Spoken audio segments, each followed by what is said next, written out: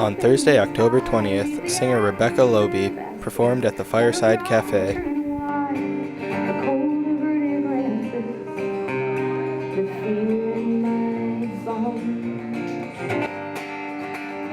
Loebe has played at Castleton twice before, but this past summer she gained fame by making an appearance on NBC's The Voice. There she captivated the audience with her version of Nirvana's Come As You Are.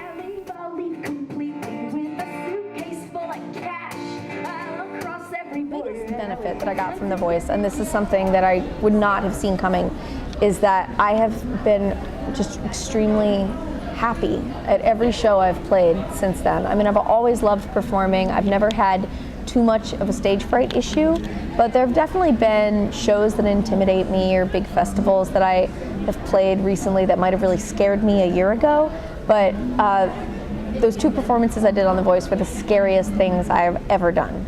And I have jumped out of an airplane.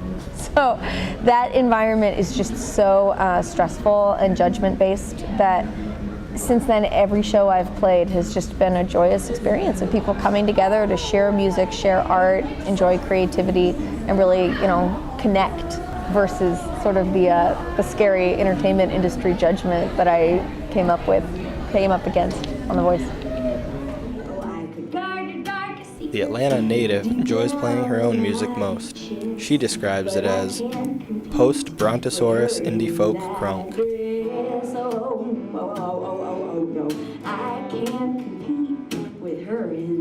What I do is indie folk. It's folk music, but it's a little bit more modern than Joan Baez or Bob Dylan. But it's so that's where the indie comes from. But it's definitely lyrically based, story-driven, melodic songwriting, which I think is just sort of a generic description of folk music. I went for post-brontosaurus partially just to be silly, but partially because I was pretty devastated to learn that the brontosaurus was never actually a dinosaur. We grew up watching The Land Before Time. It was very disappointing, so sort of to identify with my brethren. And then I just threw the crunk in there because I'm from Atlanta, got to represent. Loebe plans on taking a break from touring at the end of this year to work on her third full-length album. This has been Peter Jones reporting, CSC News, Castleton.